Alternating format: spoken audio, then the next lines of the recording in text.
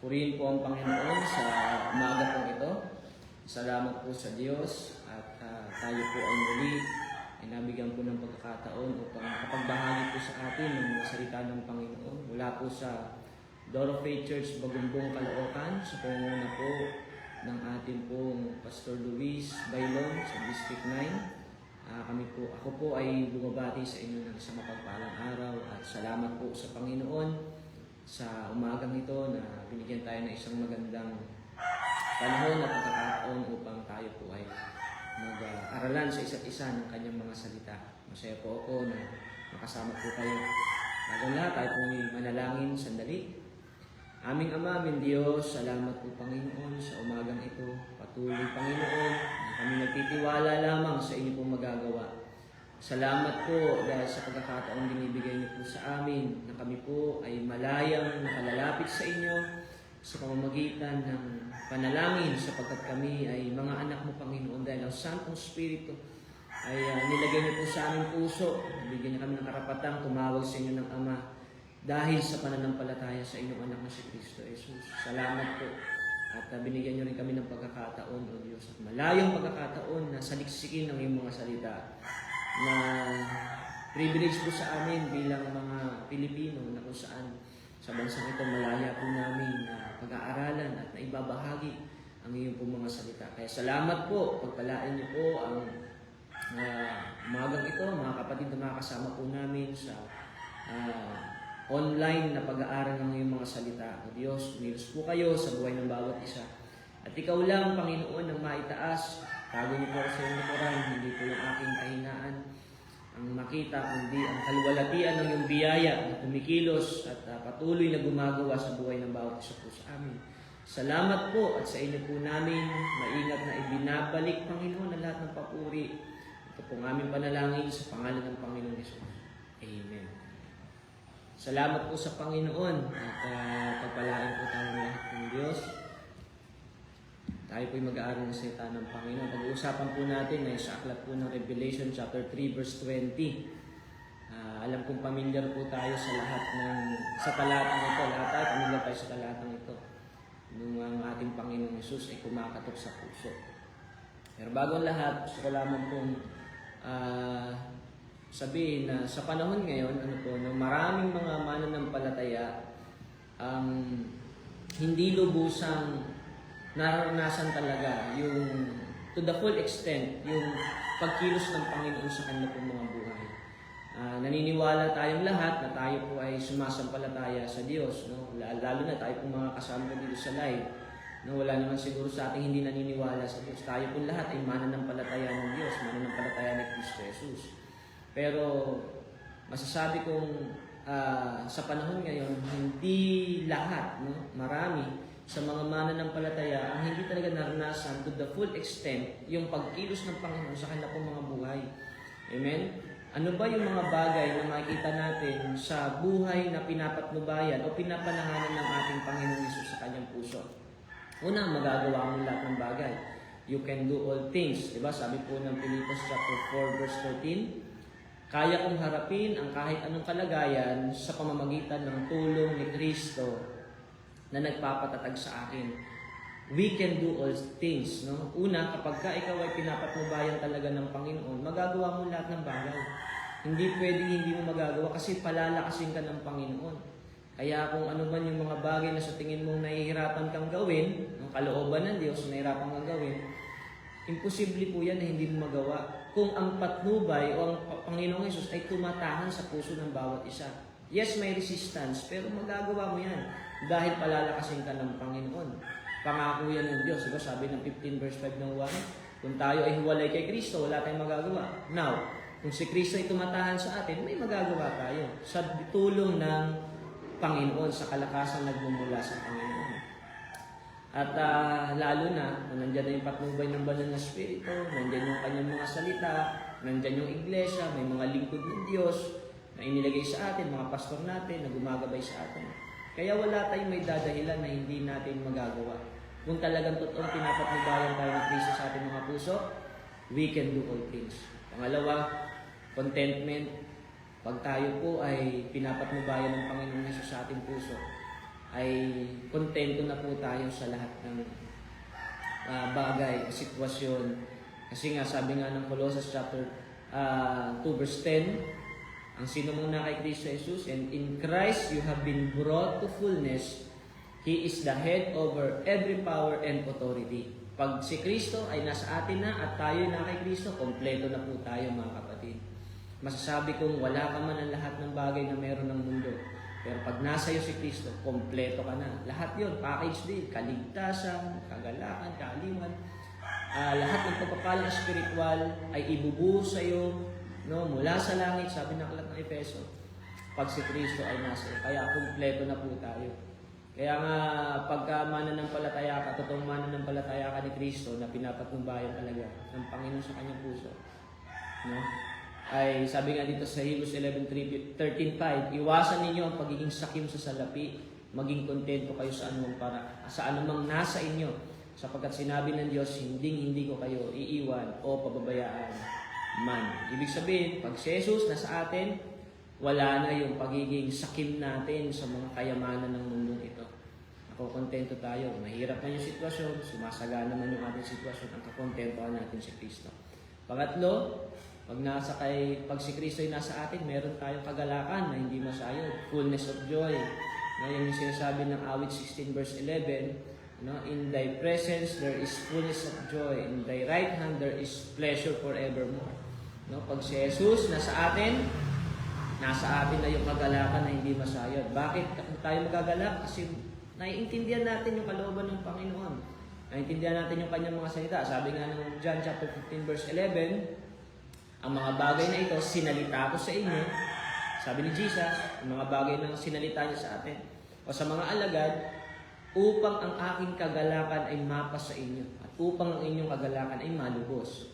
Ibig sabihin, pag si Jesus talagang nasa puso natin, yung kanyang mga salita ay naiintindihan natin, malulubos yung ating kagalakan. Amen? At yung sumunod ay meron tayong full of hope. Meron tayong pag-asa. Bakit tayo may pag-asa? Kasi meron tayong katiyakan ng kaligtasan kay Kristo Jesus. Amen? Sabi ng Colossians 1:27, nais ng Diyos na ihayag sa atin ang dakila at kamangha-mangha niyang plano para sa lahat ng tao. At ito ang lihim na plano. Si Kristo ay sumasa inyo at ito ang basihan ng pag-asa ninyo na inyong makakamtan ang napakabuting kalagayan sa inaharap. Pag si Kristo nasa atin, alam niyo, plano ng Diyos yan. Mula pa nung wala pa lahat ng nilikha, plano na ng Diyos na panahanan tayo ni Kristo. At yung pagtahan ni Kristo sa bawat isa sa atin, ay pagkakaroon natin ng pag-asa na makakamtan natin isang napakabuting kalagayan sa inaharap. Ano po yun? Pag si Jesus nasa atin, darating yung time, magkakaroon tayo ng magandang sasakyan, magandang bahay, magandang buhay. Hindi po. Ang napakabuting kalagayan sa inaharap ay pumapatungkol po sa langit, no, sa kaharian ng Diyos sa langit. Amen? Pag nasa iyo si Kristo, may pag-asa ka. Bakit? Meron kang assurance of salvation. Tinitiyak ng Panginoon na meron kang kaligtasan, meron kang buhay na walang hanggan sa langit. Amen? Apat po yung binanggit po natin. Mabilis lang po na paraan. No? Ang pananahan ni Kristo Jesus sa buhay po natin ay una, ay meron tayong magagawa natin ang lahat ng bagay. Pangalawa, meron tayong kakontentuhan. Pangatlo, meron tayong kagalakan, fullness of joy. At yung pang-apat ay meron tayong full of hope. Meron tayong pag-asang pinanghahawakan. Amen. Ngayon, paano natin malalaman na ang Panginoong Jesucristo ay talaga pong tumatahan na po sa bawat isa sa atin? Pinapanahanan tayo ng Panginoong Jesus. Isa po sa malaking nakikita kong patunay na tayo po ay talagang pinapanahanan na ng Panginoon. Yung isa lang pong ang masasabi ko, yung pananabik po natin sa salita ng Diyos. Yung pagkakaroon po natin ng masidhing pagnanasa sa mga salita ng ating Panginoong Hesus. Yung nagkaroon po tayo ng pagnanasang masunod ang kalooban ng Panginoon sa magitan ng kanyang mga salita. Yung araw-araw, nagde-desire tayo na maranasan natin yung pangungusap ng Panginoon sa atin sa magitan ng kanyang mga salita. Ibig sabihin, nagkaroon na tayo ng pananabik, no? Pagpapahalaga, devotion sa salita ng ating Panginoong Yesus. Patunay po yun na ang Panginoong Yesus na itumatahan sa atin. Di ba pagka meron tayong lubos na taong kinatutuwa, ibig sabihin na tayo, na-inlove tayo sa isang tao. Gusto natin silang kausap. Gusto natin hinahanap siya. No? Pag wala siya, parang malungkot tayo kasi napamahal ka sa Kanya. Ganon din sa Panginoon. Pag ang Panginoong Yesus ay nasa puso natin, siya na yung priority natin, hindi tayo papayag na hindi tayo makapag-aral, mabasa yung Kanyang mga salita. Lagi tayong interesado sa salita ng Panginoon. Tulad nito, merong devotion tuwing umaga. No? Lagi tayong nakaantabay at nagnanasa na maranasan ng pangungusap ng Panginoon sa atin. Amen. Sabi kasi ng John chapter 8 verse 31, sinabi ni Jesus sa mga Hudyong sumasampalataya sa Kanya, kung patuloy kayong susunod sa aral ko, totoo ngang mga tagasunod ko kayo. Amen. Ang mga totoong tagasunod ni Kristo, no, nananatili na sumusunod sa Kanyang mga aral, sa Kanyang mga salita. Actually, yung mga binanggit natin kanina, lahat po yun ay dahil sa salita ng Diyos. Kaya tayo magkakaroon ng magagawa natin lahat ng bagay. Dahil puno tayo ng salita ng Panginoon. Kung bakit tayo makakontento, tinuturuan tayo ng salita ng Panginoon. Kung bakit tayo puno ng kagalakan, dahil sa mga salita ng Panginoon. At kung bakit tayo may pag-asa, pinanghawakan natin ang mga pangako ng Panginoon. Ibig sabihin, ang buhay na pinapatnubayan ng Panginoon Jesus ay naranasan ang lahat ng mga bagay na nabanggit ko kanina. At ang patunay nun, dahil nananabik tayo sa Kanyang mga salita. Ngayon, bakit ko nasabi na, yun po yung ating pag-uusapan, bakit ko po nasabi na sa panahon ngayon ay maraming mga mananampalataya ang hindi talaga lubos na nararanasan ng pabor ng Diyos o pagkilos ng Panginoon, yung palagi pa rin tayong bumabagsak, palagi tayong hindi tayo makontento hanggang ngayon. Meron pa rin tayong greediness, no? Na nagnanasa pa rin tayo ng mga bagay. Hindi naman masama mag-desire ng mga bagay sa mundo, pero alam mo yung pagnanasa na para bang nagkukumahog ka na makuha lahat ng bagay na totoo, pag nakuha mo naman, hindi naman talaga makapagbibigyan ng kasapatan. Hindi ka naman talaga makukontento. Masasatisfy. No? Kung bakit wala pa rin tayong pag-asa, madali tayong panghinaan ng loob, madali tayong bumagsak, madali tayong malungkot, madali tayong discourage. Kahit mga mananampalataya na tayo, ay isa po yung nakikita kong dahilan. Ayun po yung ating pag-uusapan. Yung hindi po talaga lubos na tumatahan ng Panginoon sa puso ng bawat isa sa atin. Amen? So, kailangan ngayong umaga, kung meron man sa inyo nakakaranas ng mga nasabi ko, hanggang ngayon, patuloy tayong bumabagsak, wala tayong pag-asa, madali tayong panghinaan ng loob, madali tayong malungkot, ma-disappoint, ma-discourage. Mga kapatid, kailangan maging totoo ang ating pong pananahan ng Panginoon sa ating pong mga puso. Maging totoo yung ating pananampalataya sa Kanya. So, isa itong imbitasyon ngayong umaga, papasukin natin ang Panginoon sa puso natin. Amen? Sabi nga ng ating pag-usapan, Pahayag chapter 3 verse 20, narito ako sa labas ng pintuan ninyo at kumakatok. Kung may makarinig sa akin at buksan ang pinto, papasok ako at magsasalo kami sa pagkain. Kung mapapansin po natin sa aklat ng Pahayag chapter 3 verse 20, ang kausap po ng Panginoon dito ay iglesia ng Laodicea. Now, iglesia na po sila, mga mananampalataya na po sila. Pero bakit kinakatok pa rin sila ng Panginoon sa kanilang mga puso? At nagnanasa ang Panginoon na pumasok sa kanilang mga puso. Patunay lang na hindi lahat ng mga Kristiyano o mga mananampalataya ay ang Panginoong Hesus na talaga ang naghahari sa kanilang mga puso. Yes, tinanggap nila yung Christianity, pero Jesus was never the center of their hearts. No? Tinanggap nila yung pananampalataya, tinanggap nila yung pagiging Kristiyano, pero si Jesus hindi talaga tumaan sa puso nila. Marami pa rin silang, marami pa rin naghahari sa kanilang mga puso.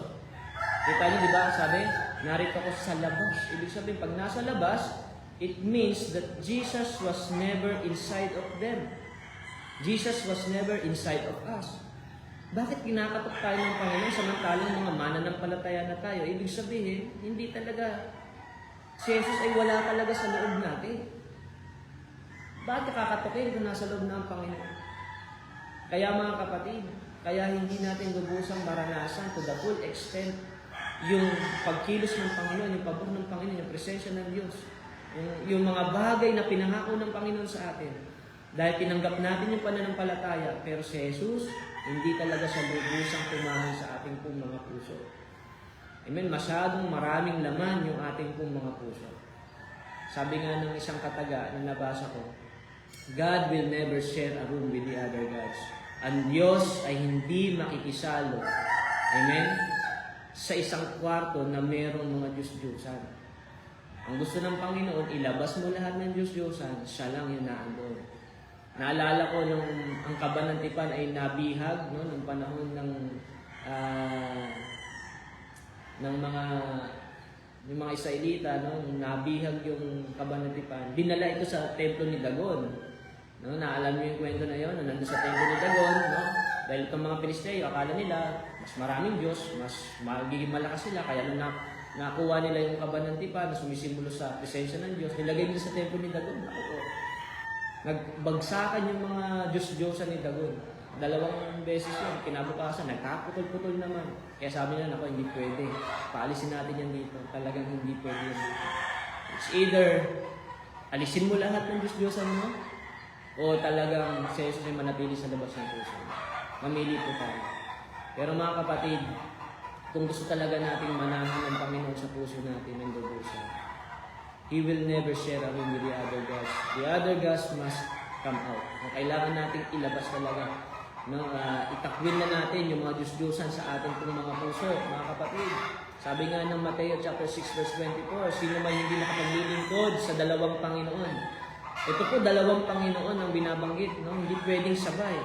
How much more, may mga mananampalataya na hindi lang isa ang Panginoon. May 2, 3, 4, 5, 10 Panginoon ang nasa puso natin. Marami tayong Diyos-Diyosan. Kaya naman pala, kahit mga mananampalataya na tayo, hindi natin naranasan to the full extent yung pagkilos, yung presensya, yung pabor, yung pangako ng Panginoon dahil hindi talaga siya ang naghahari sa puso natin. Maglinis tayo, mga kapatid. Ilabas na natin, iwaksin na natin ang anumang mga Diyos-Diyosan na meron tayo. No, trabaho, no, pag-aaral, relasyon, bisyo, kinahihiligan. Amen? Ibig sabihin niya, pag sinabing Diyos-Diyosan, mga bagay na umaagaw, no, ng sapat na panahon, atensyon, lakas, pagpapahalaga mo ng higit sa Diyos. Kaya mga kapatid, kailangan tiyakin natin, si Jesus lamang ang maging sentro ng ating puso. Sabing ganun kumakatok, nasa labas, kumakatok. Bakit? Dahil maraming pagkakataon, mga kapatid, kinakatok tayo ng Diyos, pero hindi natin siya pinabubuksan. Kaya nga sabi ng Isaiah chapter 1 verse 18, nakakatuwa, sinabi pa ng Panginoon, halika kayo, pag-usapan natin ito. Kahit gaano man karami ang inyong kasalanan, lilinisin ko iyan para maging malinis kayo. Nakakatuwa. No? Ang Diyos pa mismo ang nag-i-initiate ng contact sa atin. No? Siya talaga yung kumakatok. Hindi niya tayo pinipigilan. No? Binibigyan tayo palagi ng imbitasyon. Halika kayo. No? Alam niyo, nung na-realize ko nga ito, sabi ko nga, grabe naman tayo ng mga tao. Tayo yung nagkasala, pero ang Diyos pa yung umaabot sa atin. Diba may katwiran nga tayo, kung sino may kasalanan, siya unang lumapit. Dapat tayo yung nagkukumahog na lumapit sa Diyos, pero bakit ang Diyos pa? Siya pa mismo yung nagbibigay sa atin ng imbitasyon. Halika yun, pag-usapan natin. No? Para bang nakahiya naman kung hindi natin pagbuksan. Mga kapatid, ang Diyos, nag-i-initiate siya ng contact. Gusto niya tayong abutin, pero marami pagkakataon kinakatok niya tayo, hindi natin siya pinagbubuksan. Bakit? Kasi loaded na yung puso natin. Masyadong maraming laman yung puso natin. Kailangan natin magpasya ngayong umaga. Ano man yung laman ng puso mo, malabis mo pinapahalaga ng higit sa Diyos, kailangan mo na talaga alisin yan at hayaan mong tumahan ng Panginoon. Pagbuksan natin siya. No? Kasi sabi ng Panginoon, kung susunod lang kayo sa akin, pagpapalain ko kayo. Pero kung patuloy kayong magre-rebelde, tiyak mamamatay kayo. Mangyayari nga ito dahil sinabi ng Panginoon. Mga kapatid, consistent ang Panginoon. At sagana yung pagkakataong binibigay niya sa atin. Pero darating din yung time na pag hindi talaga natin siya pinagbuksan, mga kapatid, kung patuloy tayo magre-rebelde, patuloy natin siyang sasarhan. Ang sabi? mamamatay tayo. Ibig sabihin, may parusa, may kapahamakan naghihintay sa atin. Amen? Mga kapatid, it's about time to decide. Sabi nga, kung may makarinig at buksan ang pinto, ibig sabihin, it's about time to decide. Nasa labas siya, kumakato. No? At kung sino mang magbukas, mga kapatid, sino mang magpasya, ay hindi mabibigo. Talagang may gagawin ng Panginoon. Sabi nga dito sa Hebrews chapter 3 verse 15, gaya nga ng nabanggit sa kasulatan, kung marinig ninyo ngayon ang tinig ng Diyos, huwag ninyong patigasin ang puso ninyo. Tulad ng ginawa noon ng mga ninuno ninyo, nang naghimagsik sila laban sa Diyos. Amen? Ang sino mang magbukas, ang sino mang magpapasya, na talagang isa ng Panginoon, ilabas lahat ng mga Diyos-Diyosan, lahat ng mga bagay na nagiging hadlang, no? o mga bagay na pinapahalaga natin ng higit kaysa sa Diyos. Ang sino mang magbukas, amen?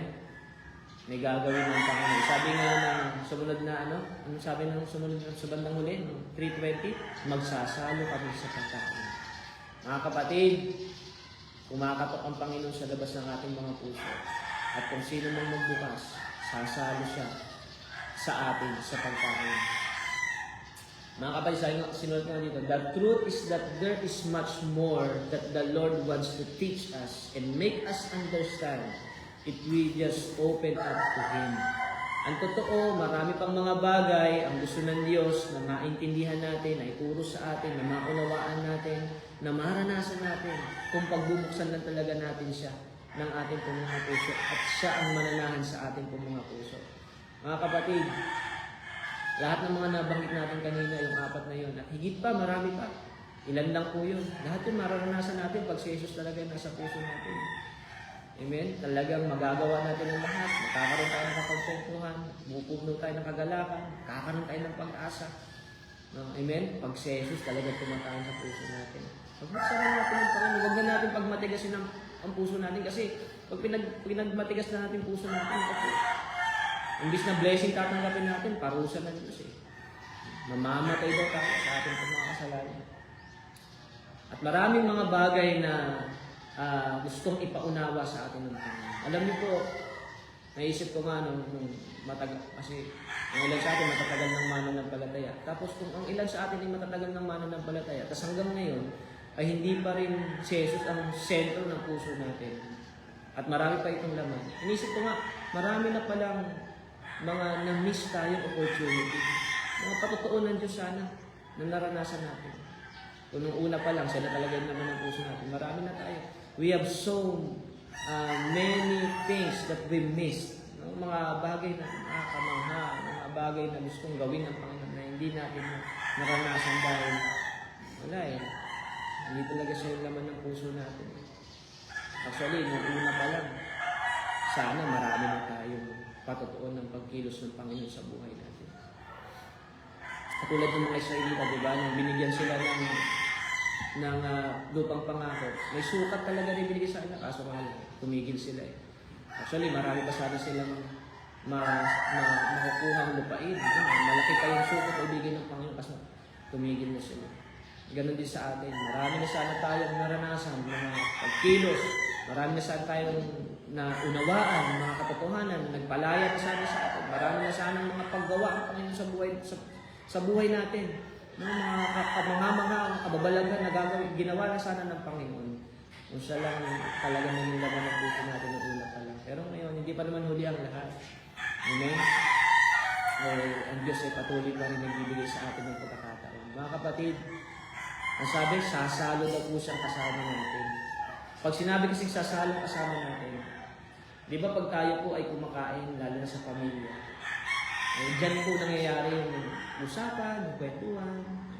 May mga kapatid ka na hindi naman pala ibo, pero pag nasa pagkainan, nagkukwento sila. Ibig sabihin, merong communication, merong relationship na nabibuild up. Amen? Pag ang Panginoon ay nasa atin, nasa puso natin, magsasalo tayo. Ibig sabihin, kakain tayo. Ibig sabihin, marami siyang mga bagay na ipapaunawa sa atin, na siyang magpapalaya sa atin, na siyang mag-i-empower sa atin, na siyang magbibigay sa atin ng pag-asa, na siyang magbibigay sa atin ng kakontentuhan. Kaya nga, naalala ko yung mga lingkod ng Diyos na talagang meron talaga siya totoong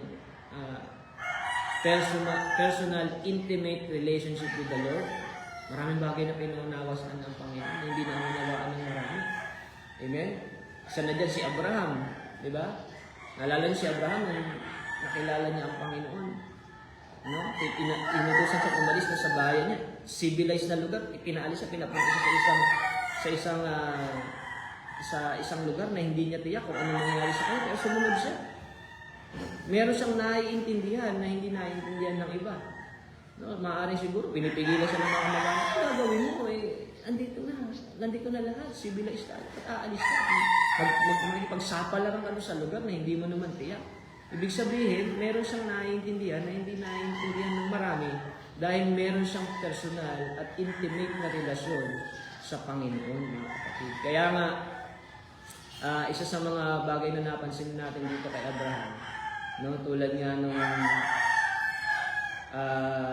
ipaunawa sa kanya ng Panginoon. Diba? Matanda na siya, sabi, magkakaroon siya ng anak. Tapos magiging kasing dami daw ng bituin sa langit. Tapos pinaunawa niya sa kanya yung mga magiging anak niya na yon ay magiging alipin siya sa ibang bayan ng 400 taon at makakabalik din sila after ng 400 taon. Ibig sabihin, may mga bagay na pinaunawa sa kanya ahead of time dahil personal kasi yung relasyon niya sa Diyos eh. Si Enoch, ganun din, di ba? Lumalakad siyang kasama ng Panginoon. Ipinakita sa kanya yung mangyayari sa aklat ng Revelation. Yung pagbabalik ng Panginoon. Kaya si Abraham, sabi nga ng Hebrews chapter 11 verse 9, dahil din sa pananampalataya, naninirahan si Abraham sa lupain, ipinangako sa kanya ng Diyos, kahit na sa tolda lang siya tumira, na parang isang dayuhan. Tumira rin sa tolda ang anak niya na si Isaac at apong si Jacob sa mga tagapagmana rin ng pangako ng Diyos. Ibig sabihin, merong naiintindihan si Abraham na kahit nung dinala siya sa lupang pangako, hindi siya nag-establish doon ng masasabi natin permanenteng tahanan. Tumira siya sa tolda. Ibig sabihin, bagamat nandun na siya sa lupang ipinangako sa kanya ng Diyos, hindi siya nagtayo ng permanenteng tahanan kasi meron pa siya talagang hinahanap. Amen? Sabi nga ng Hebrews chapter 10, ng 11 verse 9, yung kasunod, sabi, sapagkat talagang inaasahan ni Abraham ay isang bayan na may matibay na pundasyon na ang Diyos mismo ang nagplano at nagtayo. At kung bababa pa natin yan ng 16, no, sabi nga nun, hinahangad nila yung masigit na dakilang lupain sa makatibagay yung sa langit. Nakita niyo na.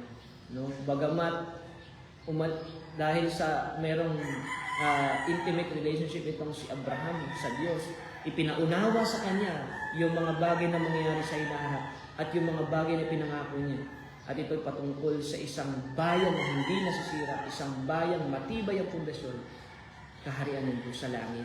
Kaya pala si Abraham, nanatili na siya sa tolda, hindi siya nag-establish ng bahay. Kasi bagamat nandun siya sa lupa pangako, meron pa rin siyang hinahanap na hindi naiintindihan ng marami. Merong buhay na walang hanggan.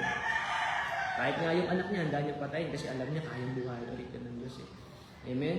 Si Moses, ganun din po, dahil malapit yung kanyang relasyon sa Panginoon.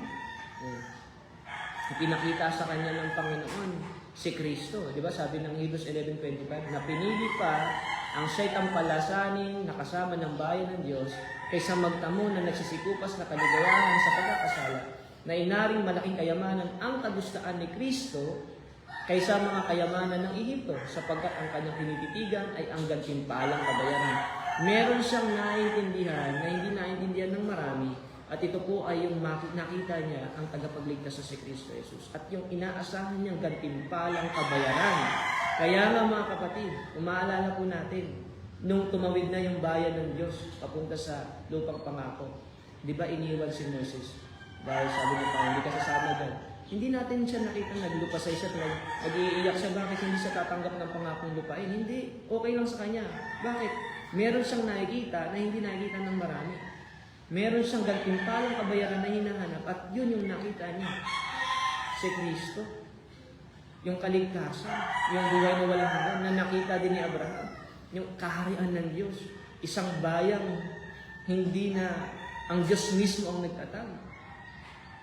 Kaya mga kapatid, kung ang Panginoong Jesus talaga yung nasa puso natin, magsasalo tayong kasama niya. Ibig sabihin, marami tayong maintindihan. Kaya sabi nga ng Romans chapter 12, verse 1 to 2, yung iaalay natin yung buhay natin sa Kanya, hindi tayo aayos sa takbo ng sanlibutan, maintindihan natin yung kalooban ng Diyos.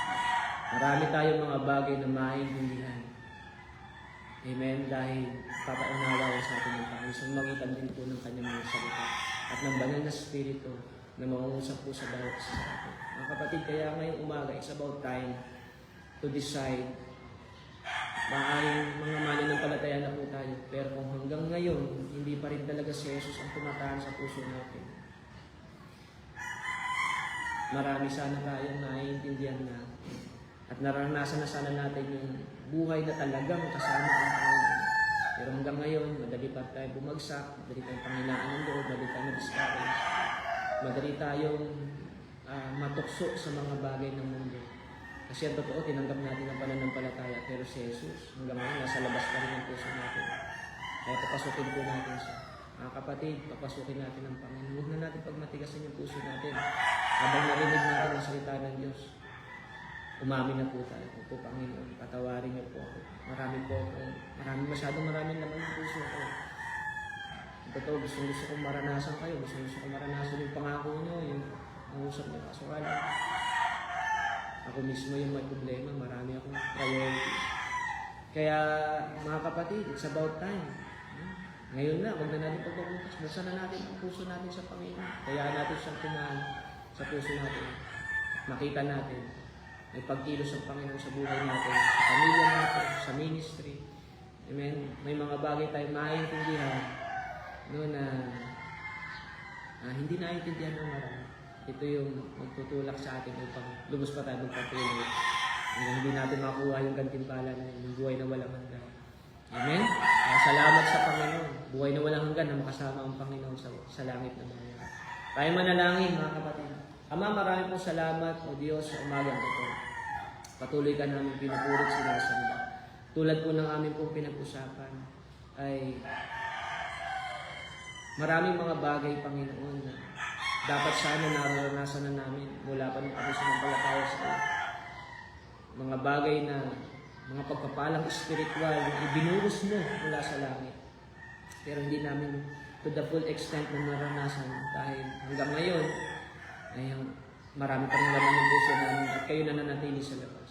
Kaya Lord, katulad po ng aming usapan sa Revelation chapter 3 verse 20, kumakato kayo. Patawarin niyo po kami, Panginoon, kung hanggang ngayon nanatili kayo sa labas. Mula ngayon, Lord, patawarin niyo po kami. Minsan pa, sinusuko po namin ang lahat ng mga Diyos-Diyosan sa aming puso.